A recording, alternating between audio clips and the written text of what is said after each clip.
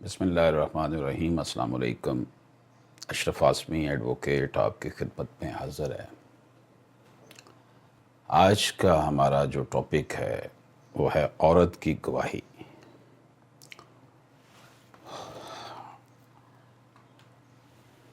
اللہ پاک کا ارشاد، مومنو جب تم آپس میں کسی میعاد معین کے لیے قرض کا معاملہ کرنے لگو تو اس کو لکھ لیا کرو، اور لکھنے والا تم میں کسی کا نقصان نہ کرے بلکہ انصاف سے لکھے، نیز لکھنے والا جیسا اسے خدا نے سکھایا ہے لکھنے سے انکار بھی نہ کرے، اور دستاویز لکھ دے۔ اور جو شخص قرض لے وہی دستاویز کا مضمون بول کر لکھوائے اور خدا سے کہ اس کا مالک ہے خوف کرے، اور زر قرض میں سے کچھ کم نہ لکھوائے۔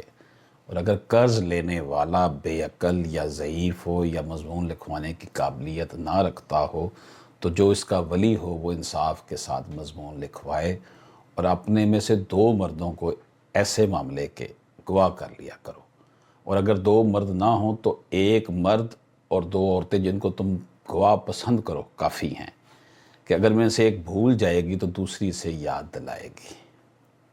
جب گواہ گواہی کے لیے طلب کیے جائیں تو انکار نہ کریں، اور قرض تھوڑا ہو یا بہت، اس کی جو دستاویز ہے کہ لکھنے میں کاہلی نہ کرنا، یہ بات خدا کے نزدیک نہایت قرین انصاف ہے، اور شہادت کے لیے بھی یہ بہت درست طریقہ ہے۔ اس سے تمہیں کسی طرح کا شک و شبہ بھی نہیں پڑے گا۔ ہاں، اگر سودا جو ہے، ٹرانزیکشن جو ہے وہ نیٹ کیش ہو، دست بدست ہو، جو تم آپس میں لیتے دیتے ہو، تو اگر ایسے معاملے کی دستاویز نہ لکھو تو تم پر کچھ گناہ نہیں ہے۔ خاص طور پہ جو کریڈٹ ٹرانزیکشنز ہیں، جو ادھار لین دین ہے، اس کا لازمی لکھ لیں۔ جو نقد ہے اس کا نام بھی لکھ لو تو گزارا ہو جائے گا، لیکن بہتر ہے لکھ لینا چاہیے۔ اور جب خرید و فروخت کیا کرو تو بھی گواہ کر لیا کرو، اور کاتب دستاویز یعنی جو لکھنے والا ہے اس ڈاکومنٹ کو، اور گواہ معاملہ کرنے والوں کا کسی طرح نقصان نہ کرے، یعنی جو ایگریمنٹ ڈیڈ بنانے والے ہیں اور جو وٹنسز ہیں وہ کسی کا، دونوں پارٹیز میں کسی کا بھی نقصان نہ کرے۔ اور اگر تم لوگ ایسا کرو تو یہ تمہارے لیے گناہ کی بات ہے، اور خدا سے ڈرو اور دیکھو کہ وہ تم کو کیسی مفید باتیں سکھاتا ہے، اور خدا ہر چیز سے واقف ہے۔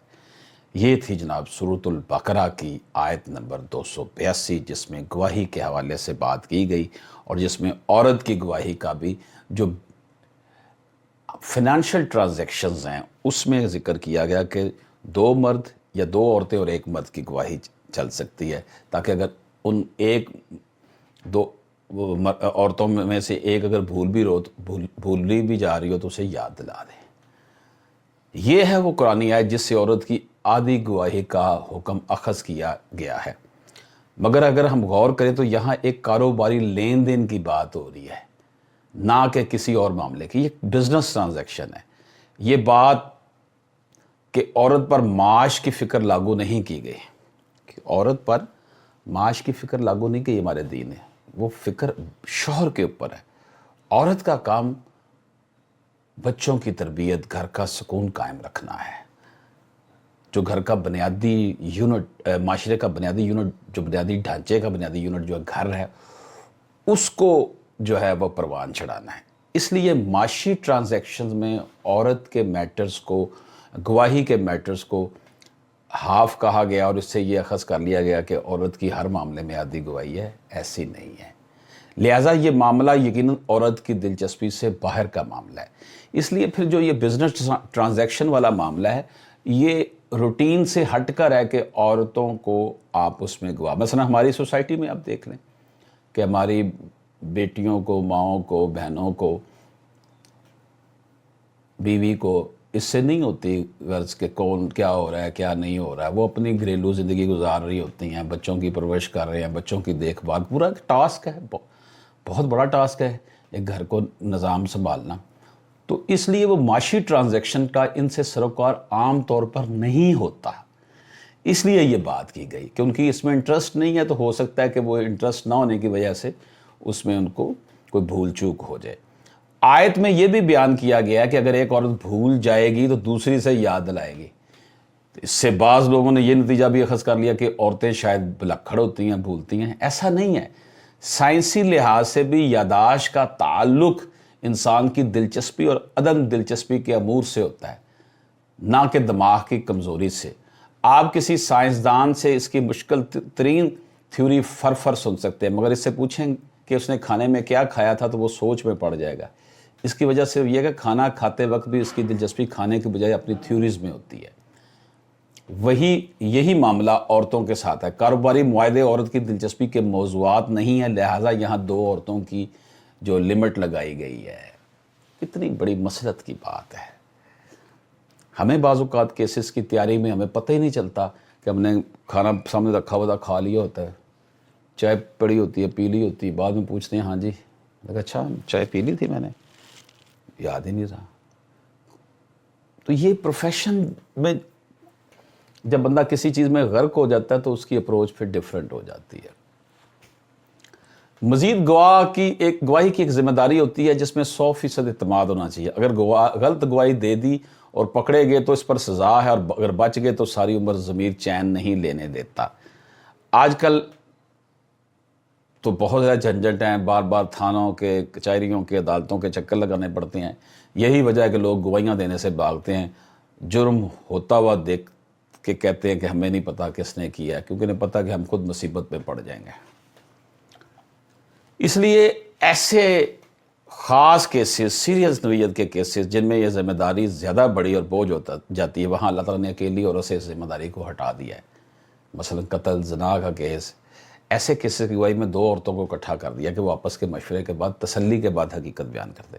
عورت کو چونکہ اللہ نے نرم دل کا مالک بنایا ہے، ایک عورت ممتا، خدا ترس، رحم اور خدا خوفی کی وجہ سے بڑی بڑی غلطی کو نظر انداز کر دیتی ہے. یہ اللہ تعالیٰ نے عورت کو یہ مقام بخشا ہے، اور اکثر اوقات اس پر اس کی جو نرمی اور رحم دلی غالب آ جاتی ہے. جہاں سزائے موت کا معاملہ ہو وہاں اکیلی عورت اپنے احساسات، جذبات پر کیسے قابو رکھے گی؟ یہ کیفیت عورت میں مرد کے مقابلے میں اکثر پیدا ہوتی ہے.